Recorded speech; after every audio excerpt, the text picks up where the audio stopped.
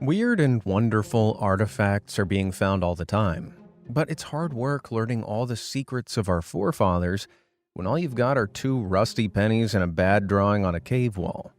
Really, it's no wonder even the white coat wearing boffins get it wrong. So, trowels at the ready, but this is about more than big rocks. There are also big heads and even bigger heads. What? Well, come on. Let's go back in time to the most incredible civilizations scientists can't explain.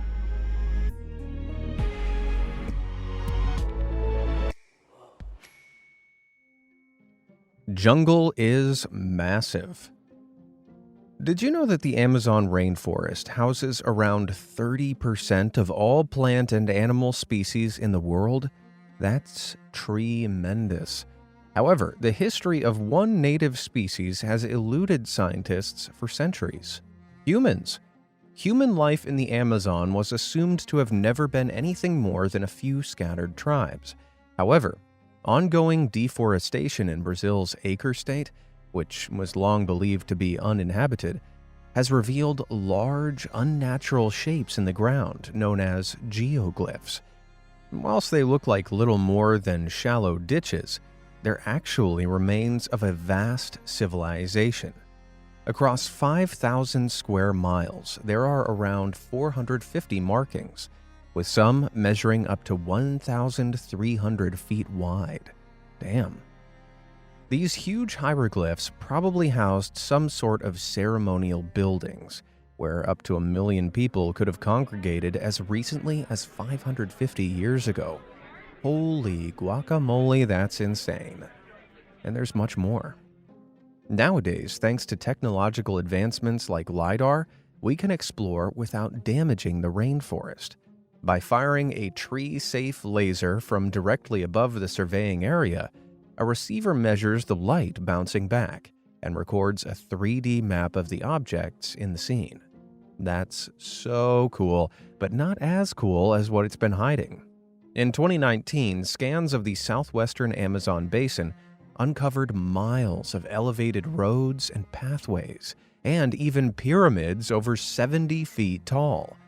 An astonishing 26 individual settlements were discovered, 2 of which were at least 250 acres each. That's 330 football pitches. Sheesh.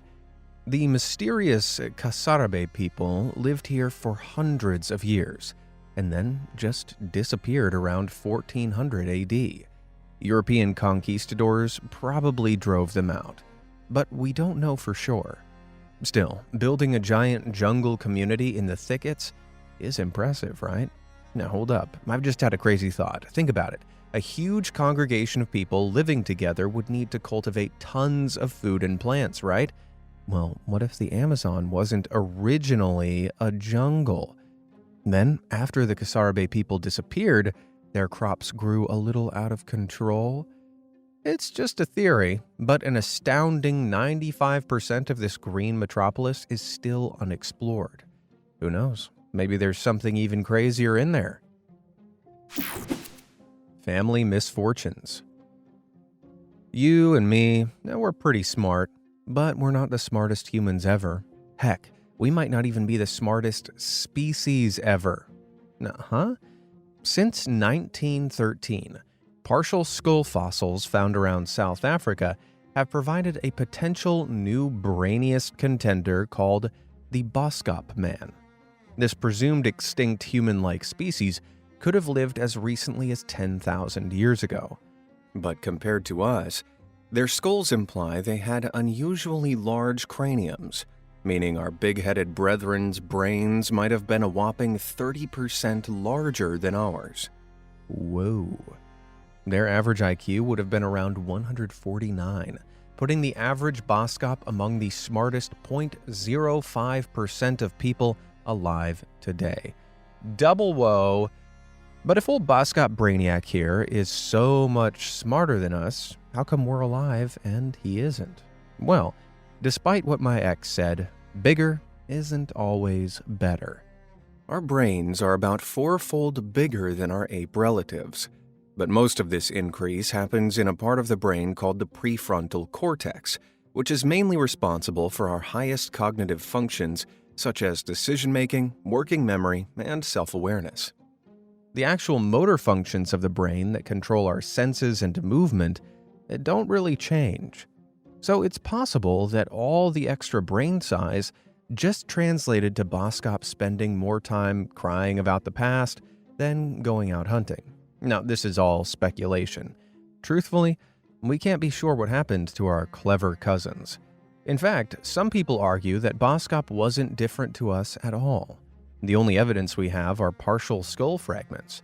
Nevertheless, seeing as the Boskop aren't here to collect their Cleverest Species Ever award, I guess I'll accept it on their behalf. I'd like to thank my mom, my dad, and anyone who clicked the like and subscribe buttons in this video. It's the only way to stay up to date with all my amazing content. Thank you. You're too kind. You're too kind. Now back to the video. Dude, where's my city?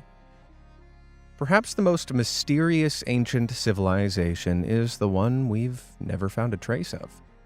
Huh?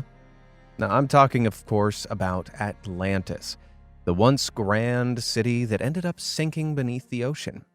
First records we have of Atlantis were written by ancient Greek philosopher Plato, who spoke of a great city just outside the Strait of Gibraltar.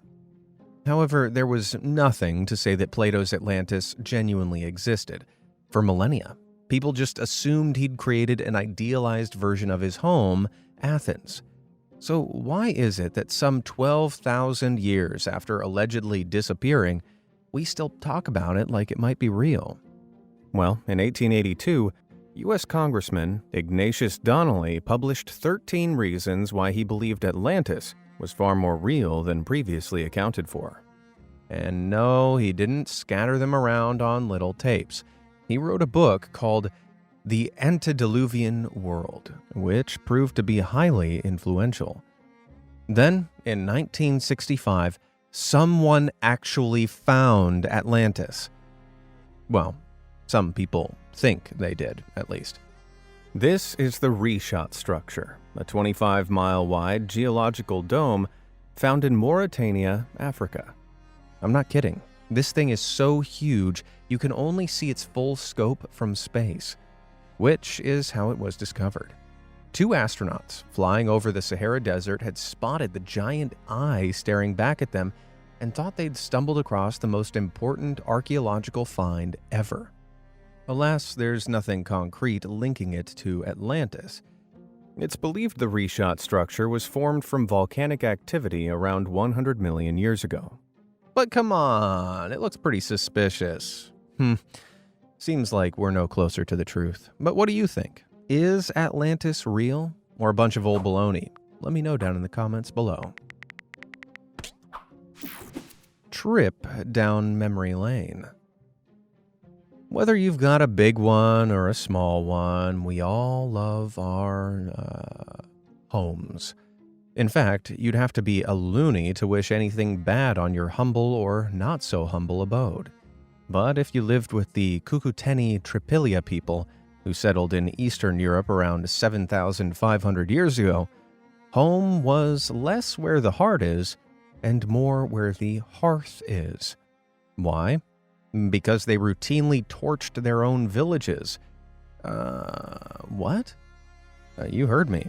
Archaeological evidence shows that every 60 to 80 years, they'd bash out the matches for a spot of accommodation incineration. The burning question, of course, is why?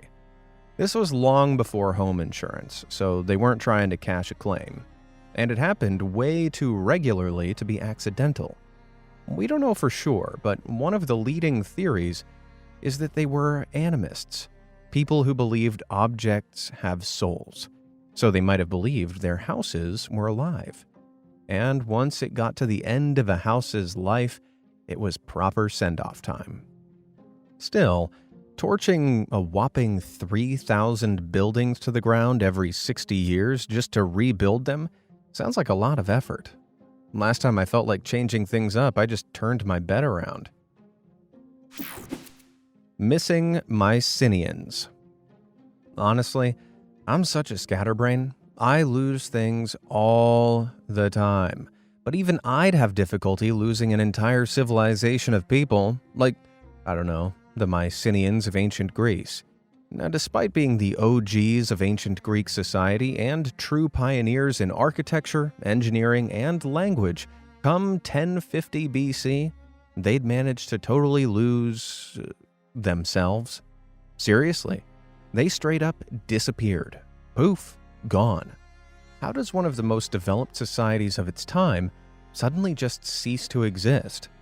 Well, that's one of history's greatest unsolved riddles. There's lots of possibilities about what could have happened. Maybe it was an invasion from a neighboring civilization like the Dorians. Maybe there was a disturbance closer to home which led to civil war. Or maybe there was a big natural disaster like a volcano or a giant flood that wiped them all out. However unsatisfying it might be, we just don't know. Whatever it was bad. Real bad. The period following the Mycenians' disappearance was a total dead zone, known as the Greek Dark Ages. It's like they vanished and took the next 300 years of history with them. Oh, reminds me of that time my dad popped to the shops for milk and cigarettes. Something in the water. Ever jumped in a puddle and realized it's deeper than you thought? Ha ha ha! Yeah, me neither. But if you lived in Xi'an village in Zhejiang, China a few decades ago and did it, you'd have gotten more than a little wet. That's because in 1992, local farmers drained 5 unassuming ponds and discovered a giant network of 24 cavernous chambers hidden beneath them. Whoa. And I mean giant. Directly beneath the 5 ponds were 5 main caves, each dropping nearly 100 feet underground and averaging a whopping 11,000 square feet. That's over 2 basketball courts apiece. And it turns out there are 19 other cavernous chambers too, now known as the Longyu Caves. Most astonishingly though, all of them appeared to be exquisitely man-made. They're held up by pillars, the walls rise at a perfect 60-degree angle, and 23-inch wide bands that have been chiseled into all the surfaces. On top of all this, the entrance holes all face south to southwest to draw in the most sunlight. Whoever built these caves must have been highly sophisticated architects, but we have absolutely no idea who they were. Well, almost no idea. Pieces of a clay pot were found half submerged in soil that dated way back to the Western Han Dynasty, an almighty 2,000 years ago. Whoa, mama.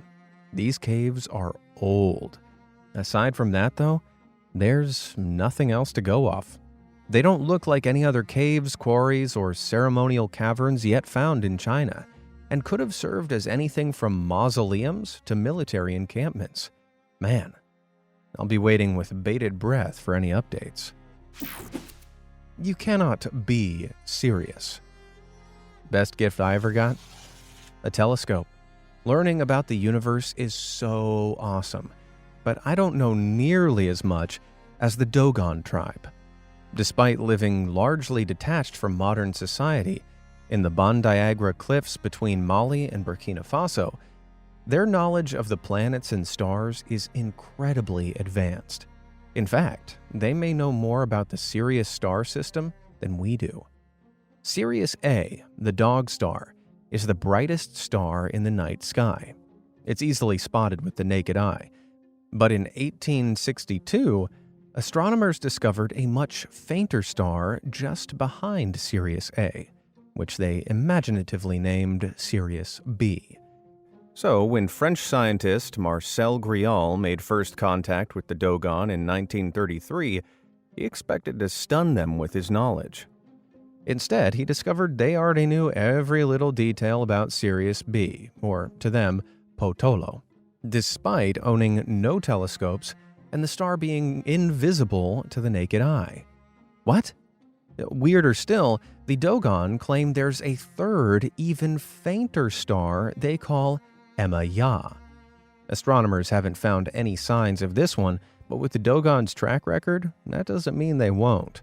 So, how the heck did they get all this knowledge when they're so isolated from regular society? Well, the Dogon insist they learned everything from an amphibian alien race called Nomos, who were from a distant planet orbiting the Sirius system.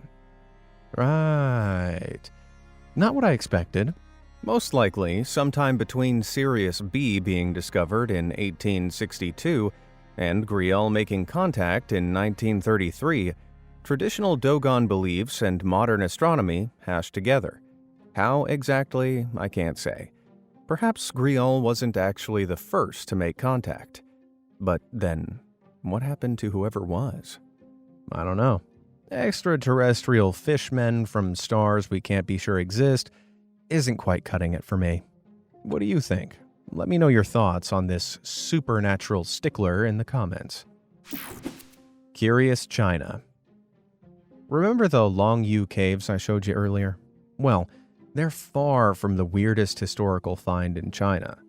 In 1986, construction workers in Sichuan province stumbled across a ginormous underground cache of 13,000 eerie artifacts at an ancient site they named Sanxingdui.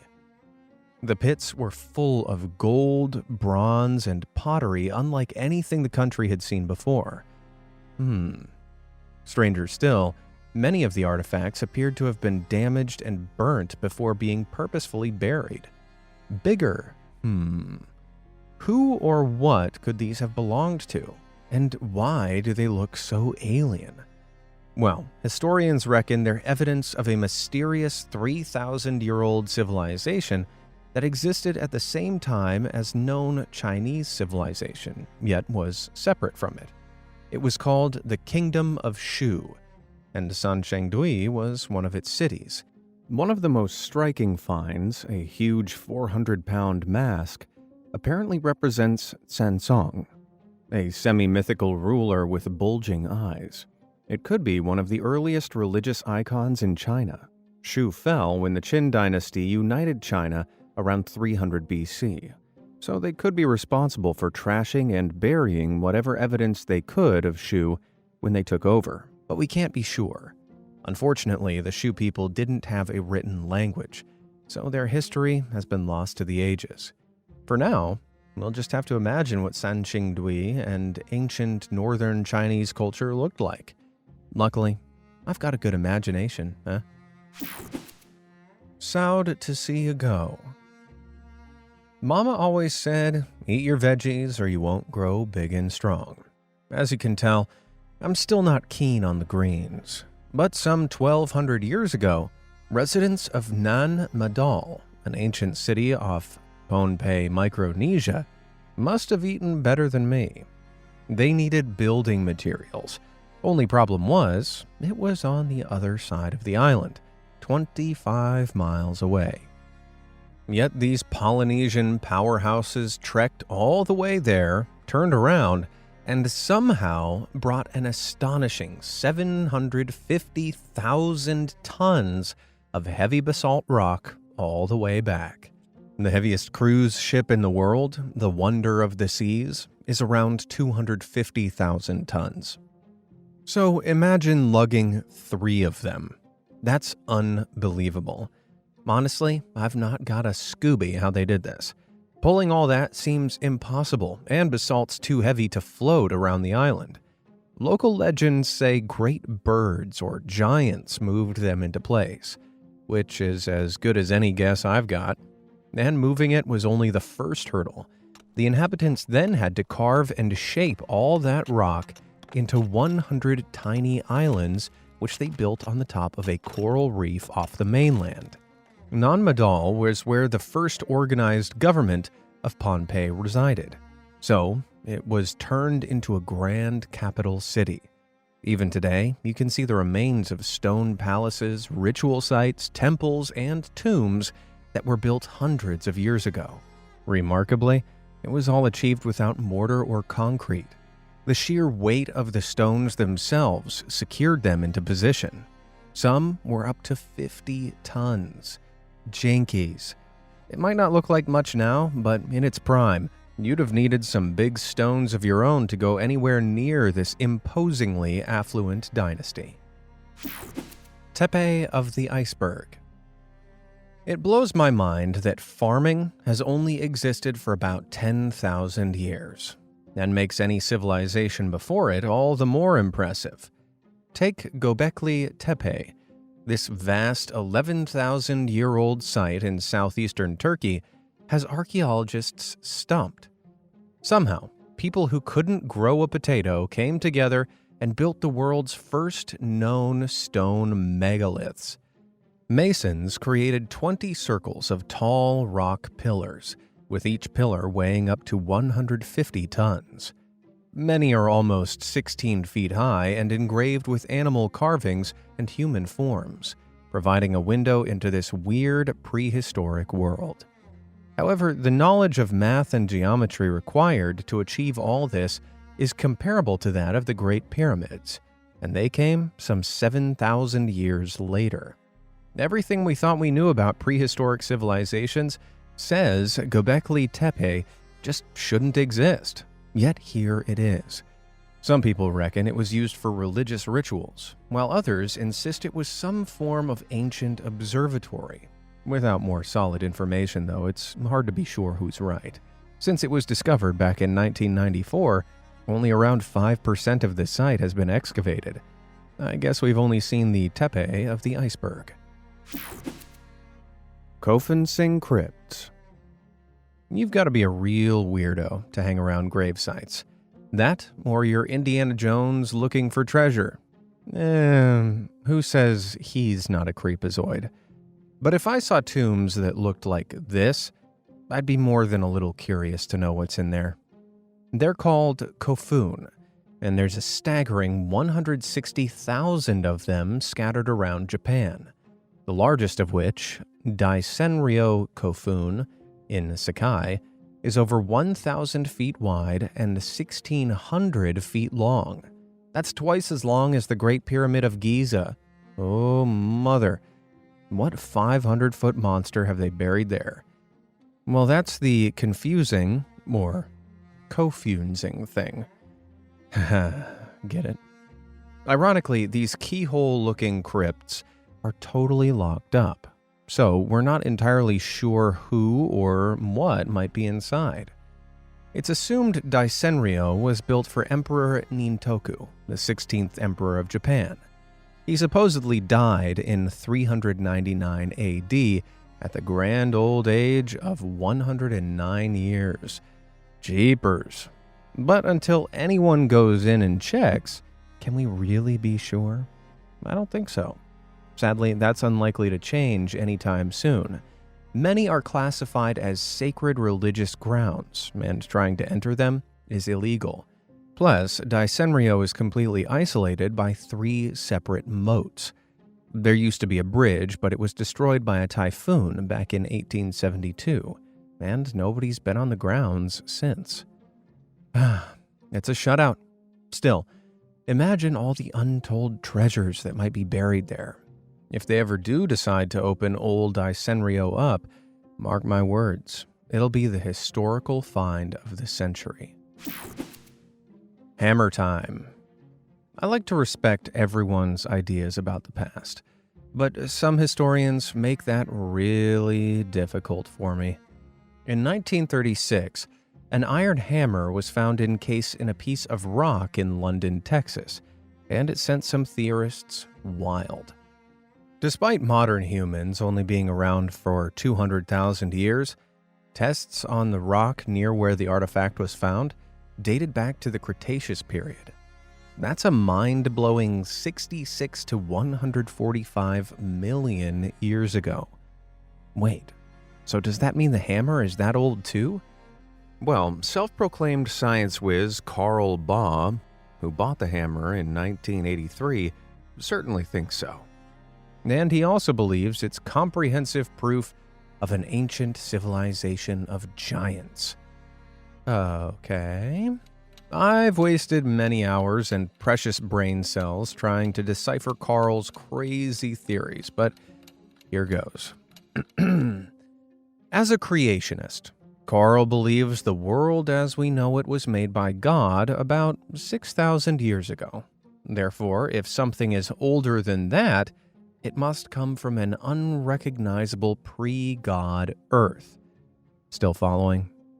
Tests Carl authorized on the hammer showed it contained iron and chlorine, which he falsely claims can't exist organically in our atmosphere. Before God, though, he argues the atmosphere would have allowed this compound to exist naturally and also have turned anyone alive at the time, i.e. the creators of the hammer, into giants. Sorry, I tried. This dude's a dingus. There's no proof the Cretaceous rock near where the hammer was found is the same rock encasing the hammer itself. Actually, Carl won't let anyone run tests to check. Suspicious? I think so. Plus, minerals in ancient rocks can dissolve and reharden around objects that aren't ancient if put under the right pressure. It's called concretion. So, even if it was the same rock, it still wouldn't be proof of a 100-million-year-old hammer. Come on. I'd choose science over Carl's quacky crapola any day. Rockin' Romans. The Roman Empire is one of ancient history's best documented civilizations. But that's not to say we know everything. In Lebanon, on the outer edges of the old empire, 6 hefty puzzles, known as the Baalbek stones, have us scratching our heads. The Romans carved and shaped these colossal stones from a quarry by hand, which might not sound impressive until you hear their size. The smallest is a stonking 800 tons, and the largest is a colossal 1,650 tons, about the weight of 250 elephants. Whoa. Now, for comparison, the largest stone in the Great Pyramids is a measly 80 tons. As if carving all that isn't impressive enough, the 3 smallest, which are anything but small, were somehow moved about a mile from the quarry to their current location. Whew! Absurdly, you'd need 40,000 people to move just 1 block, and that many people couldn't conceivably fit even around the biggest of them. So, it's been theorized that some sort of pulley system was used. By chipping a gap beneath the slabs before they were cut away from the quarry, rollers could have been slid underneath them. Then, when they were completely removed from the rest of the stone, they'd already be sitting atop rollers and ready to attach to a pulley system. Like this, it could have taken as few as 144 workers to lug them to their destination, as part of the Temple of Jupiter. It's just a theory, though. We can't know for sure how the incredible feat was pulled off. We do know, however, that the 3 biggest stones proved too heavy even for the Romans, and are still lying in the quarry today. Jeez. I guess it's always good to know when you've been beaten. Colossal Coast Guards. Man, I've been working so hard lately, I need a vacation. Maybe in Sardinia. But if I'd been there around 3,000 years ago, there's no way I'd want to visit the Italian island. At least, not if you believe the legends. Local myths say giants once roamed the land, and human skeletons over 13 feet tall were discovered on the island. The evidence is kinda sketchy though, as no one's got a big bone to prove it. Even so, there have been some seriously strange goings-on that suggest there might have been more to it than you first think. Back in 1974, over 5,000 pieces of smashed-up stone artifacts were uncovered in an area of the island called Monte Prama. But suspiciously, when they were sent to a nearby museum, they weren't put on display. Instead, they were immediately stashed in an underground vault, where they stayed locked away for some 30 years. Seems shady to me. When they were finally removed in 2005, the pieces were reassembled and turned out to be, can you guess? statues of giant men, 38 of them to be precise. At 8 feet tall, they're a touch shorter than the rumored skeletons, but still mightily impressive. It's believed they were carved by and represent the Nurage people, who lived on the island many thousands of years ago. As well as giant statues, the Nurage also built over 8,000 of these enormous stone buildings. I'm not saying the Nurage were giants, but these people sure seemed to like things a little, larger than most. I wonder what their civilization would have looked like in its prime. Could even bigger statues have stood guarding the island that have since been lost to time? I don't know. Maybe I'm getting ahead of myself. Unlike the Nurage, they've got the head, body, and everything else of themselves. Let me know which of those historical mysteries was your favorite in the comments below, and thanks for watching.